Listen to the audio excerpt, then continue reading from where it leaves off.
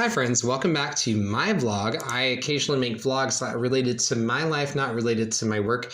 As a producer on the Issachar Scribe Media, you can find all my vlogs, my takes, and things that I'm going through as I talk about what it's like for myself as I have given up homosexuality, the things that I go through, and the things that I'm testing, and why I don't consider myself a gay person.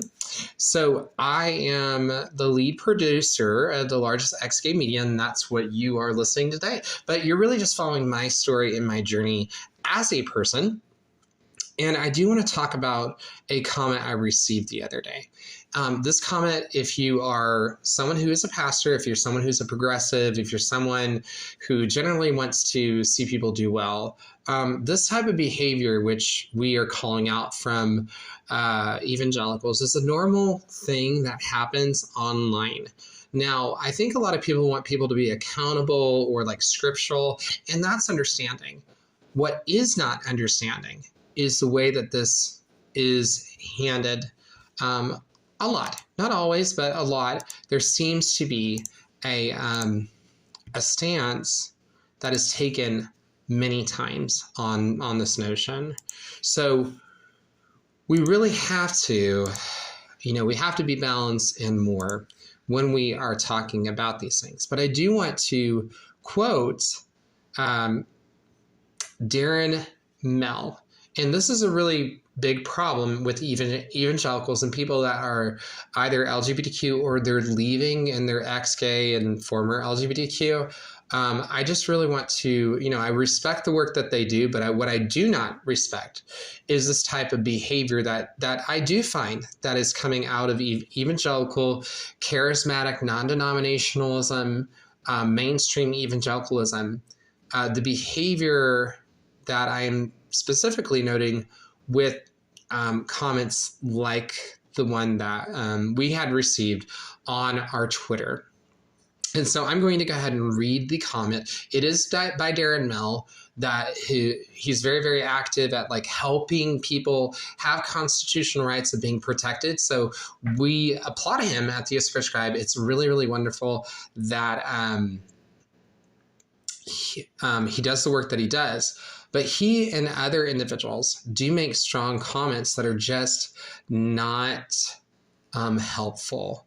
That is just not helpful whatsoever. So I'm going to go ahead and read his comment. It seems to be a very consistent trend with the evangelicals. So it's really not directed at Darren Mell, but I want to talk about this behavior that I do find isn't okay. So what is it and why am I bringing it up and more? So one of the things that's going on is that, like we talked about on Twitter, Dr. Michael L. Brown is an individual who has not kept Mike Bickle accountable and more. And we are going to go into a couple comments. Darren Mell said, yeah, it's very clear what you are and who you partner with to be a media company. Clearly, your media work is not a ministry glorifying God. I get it. So in Christian nationalism, and that is highly tied to charismatic evangelicalism, that is really endorsing evangelical mindsets or evangelism, this is a very standard thing that is done. And to Darren Mell, which we've talked about on our podcast, and I responded more formally to him, this is really unbecoming to say that, one, this person knows everything that we're about at the Issachar Scribe and more. As a matter of fact, when you jump to these conclusions to say it's very clear what you are and who you are, and to speak so really unkindly, this is just very evident in the standard apologetics movement of the ability to make overgeneralizations. What has gone on that Darren Mell may not be aware of is that I've had 43 people die in my life. I'm Jewish, and we have the war that has gone on, and I'm actually in the process of still like getting out people that have very openly lied discredited, defamed. I'm taking people on in the court systems and in the press, probably. And so for him to make this very uninformed statement, I find that this is very, very true. And if you're evangelical, if you are a pastor or a deliverance minister or these type of things, you cannot go and make statements like this when you're very uninformed on, like we've said on our podcasting. If you're not aware, we do a podcasting here at the Issachar Scribe where we have all sorts of programs where we talk about a variety of things. We're in the middle of making a studio, and all of our programs are pre-recorded. And I talked about in the month of January and February that those 2 months would be me in my life processing legitimate spiritual abuse. And for someone like this to say it's clear when we have programmings that are pre-programmed, and we are doing a nonprofit and we have a board and he's judging openly, this is a very common element. And to Darren Mell and others that are doing this type of behavior, I don't believe that you can see the entirety of a person in a moment. And for him to specifically say that it's very clear what you are and who you partner with, that insinuates that we partner with the devil and that they know exactly who we are. And he doesn't know our members. He doesn't know our board. He doesn't know what our conversation is. And he doesn't know anything about what we're doing. And so if you're, even in the discussion that's breaking open on Twitter, if you're curious, you can follow us on Twitter. We have all sorts of stuff going on there. This is just so unbecoming for someone who is, Darren Mell is one of the many ex-gay voices. And he's also made a statement recently of not my circus, not my monkey. I'm informed, but I don't jump at every issue, only the one that God leads me to engage on.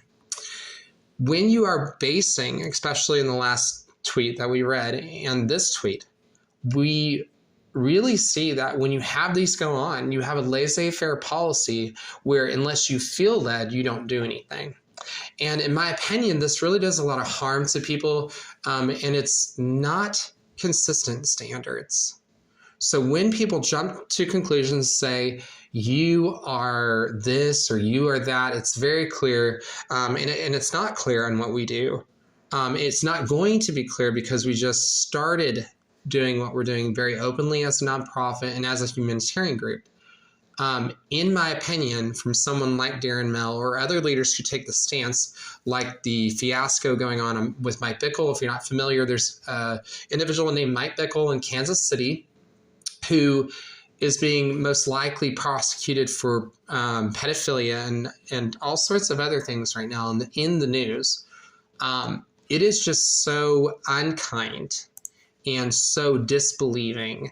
And this individual has actually stood at 2 meetings and did not value our time. And so this is a normal thing that happens with a lot of evangelicals. And when evangelical leaders in this hour are saying that they have no one that keeps them accountable, then it's questionable. The questionability is, very, very evident. And so it's really important that, for myself, I'm going to do in the months to come, I'm going to visit my friend who committed suicide. And I have had 2 grandparents pass away and all sorts of tragedy in my life. It's really important that when people do this, that I process it in a different way. And it's just really sad that this is going on because he literally has no idea who I am. And I just think it's very telling that this is the way that people believe that you should engage. And people like Darren Mell, who are ex-gay leaders, they tend to surface to the front because he, like we've asked it on Twitter, wants to prove his straight card, and because he's delivered and healed, people like me have less value because we're in league with the devil.